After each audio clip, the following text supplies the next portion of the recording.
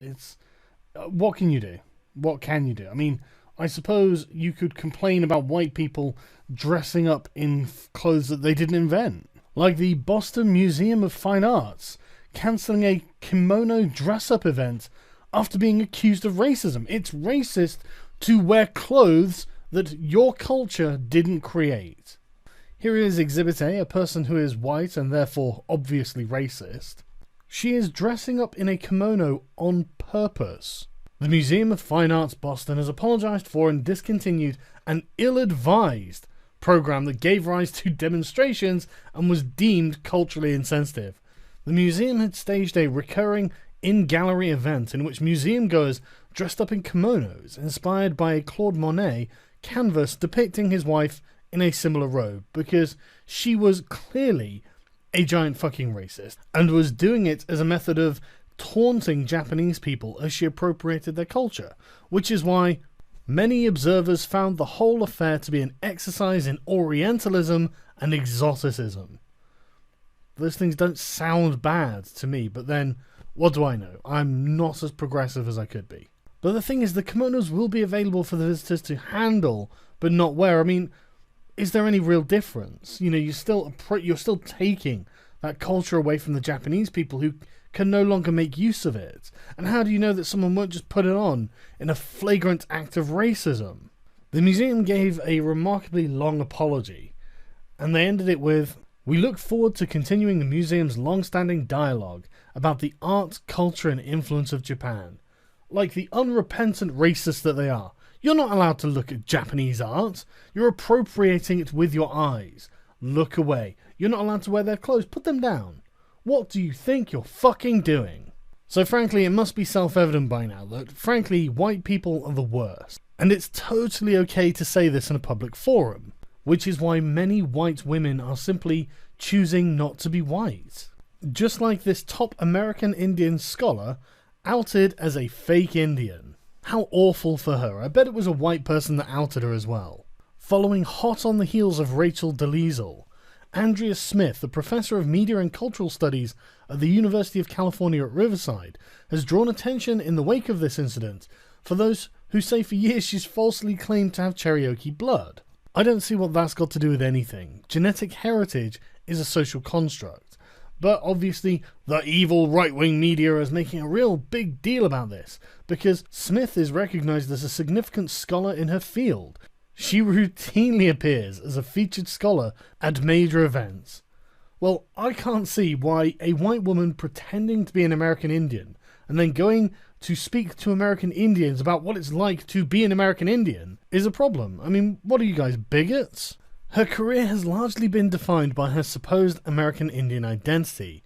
Besides her academic work, she also helped create the organisation Insight, which describes itself as a collection of, quote, radical feminists of colour. Holy shit. Well, that is unfortunate. She's also been active in the Indian group Women of All Red Nations. Oh my god. Maybe white people really are the worst. Obviously, it's the white male capitalist patriarchy that's preventing her from being a Cherokee. In this case, a Cherokee genealogist who says he researched her heritage and found absolutely no evidence of it being in any way connected to the Cherokee tribe. But reason and evidence are tools of the white male capitalist patriarchy. And so this didn't deter her from simply continuing to claim that she is Cherokee or allowing other people to do so. Just like her sister, who not only falsely claimed Cherokee heritage, but was also getting a fake tribal ID card. Luckily for the professor, the University of California, Riverside says it's not bothered because it's against the law for them to be racist, which is weird for a white supremacist capitalist patriarchy. They say, Professor Smith is a teacher and researcher of high merit, who on that basis earned a tenure faculty position at UC Riverside. The University of California is precluded by law from considering an individual's ethnicity in any hiring or advancement decisions. It's almost like they think we live in a fucking meritocracy. Those bigots. So needless to say, with black people and Native Americans being the saints who are walking amongst us on the earth, and white women deciding, look, it's just better to choose to become a woman of colour, we are of course left with a plague of angry white men.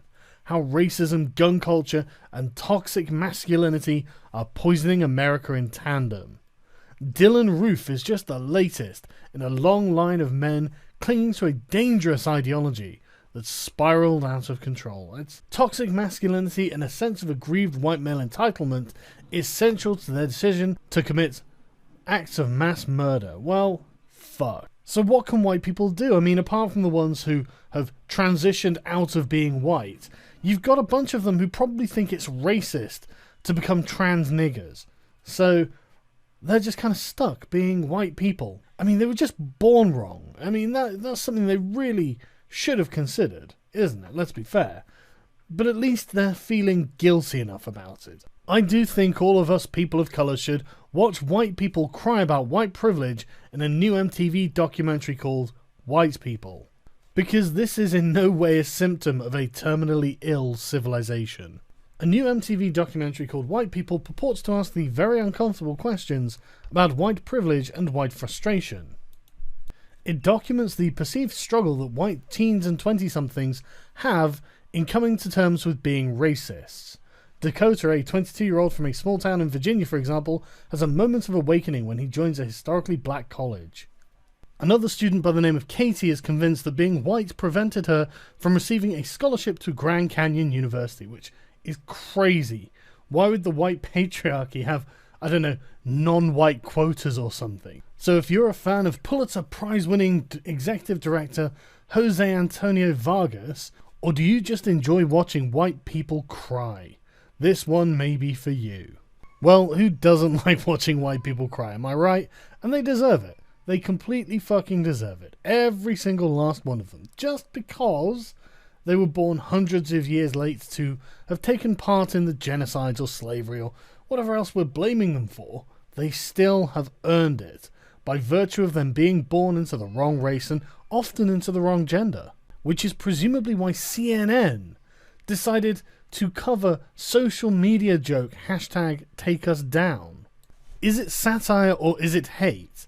That seems to be the question behind social media #TakeUsDown, which is being used maybe to alternately poke fun at the concept of white male privilege and to embrace it.